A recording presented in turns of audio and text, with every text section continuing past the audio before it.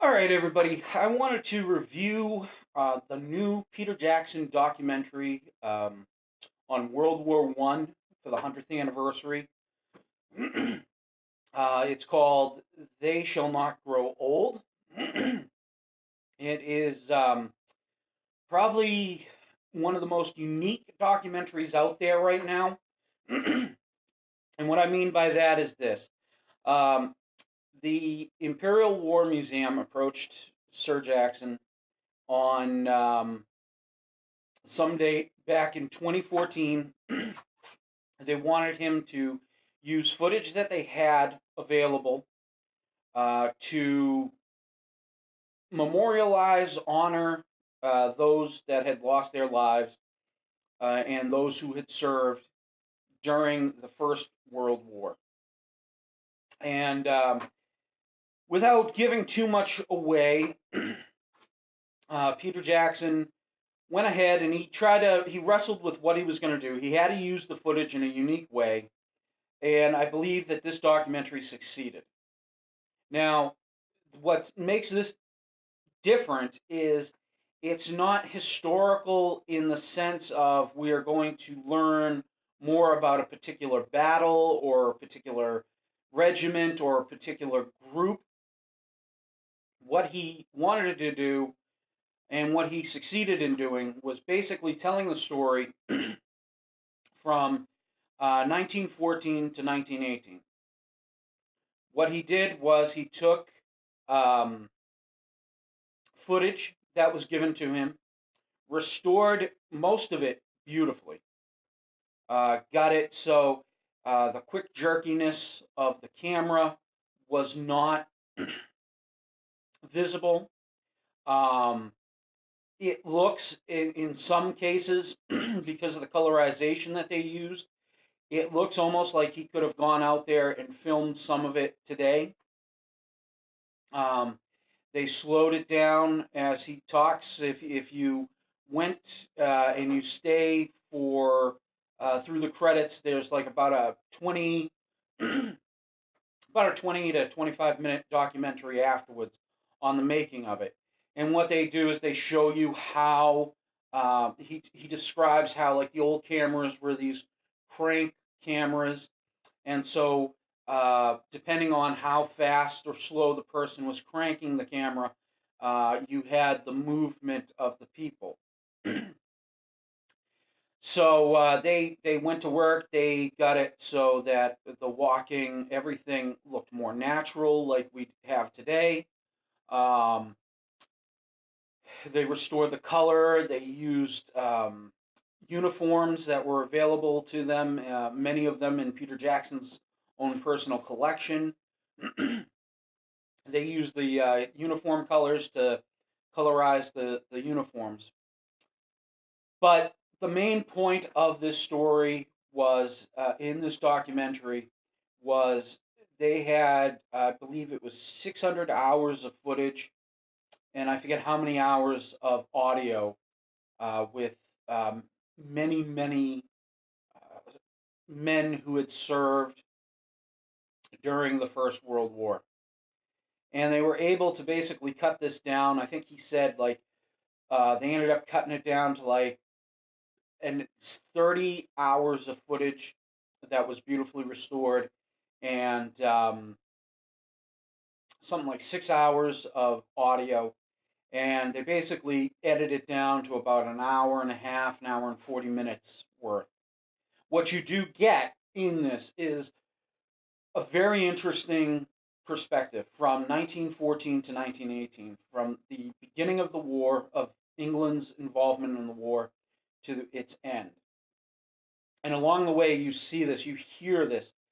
I think for me, some of the interesting things that were interesting to hear, which I think for today, in today's climate of I don't know how to quite describe it, but in today's political climate, in today's um, moral climate, you heard stories of young men, 15, 16, 17, lying about their age in order to serve their country. In one case, they ran a slide at the beginning of the film, and they said the youngest person to have served was 12 years old.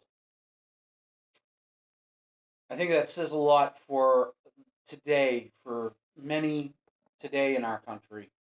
Um, and I'm not going to go any further than that. It's just something that I think we need to stop and kind of think about.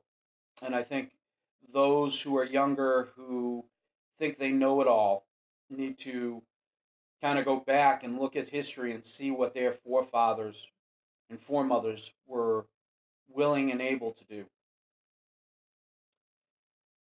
But we go from this patriotic surge, these men and young men signing up, going through basic training, beginning of the war, and that maybe takes about 10 minutes of the film. It's still in black and white, still the original style footage, and then it goes into the colorization as they get onto the battlefield. As they enter the war, we hear the horror stories, we hear the battles, we hear the accumulation of a final charge in no man's land, in the foxholes. And what we end up with is, at the end, we have the voices of those who served telling us how horrible war is, how horrible it is, but how willing they would serve again if need be. It was one that I think for many, there were times where it brought tears to my eyes.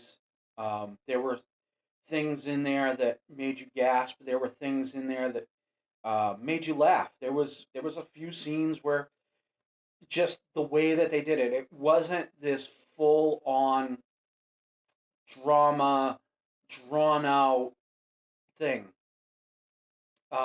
Peter Jackson wanted you to kind of get the idea of what it was like, and for what he had and what he did a great job. I will honestly, I will be looking for this on DVD or Blu-ray and buying it because it's one of those things that's worth it.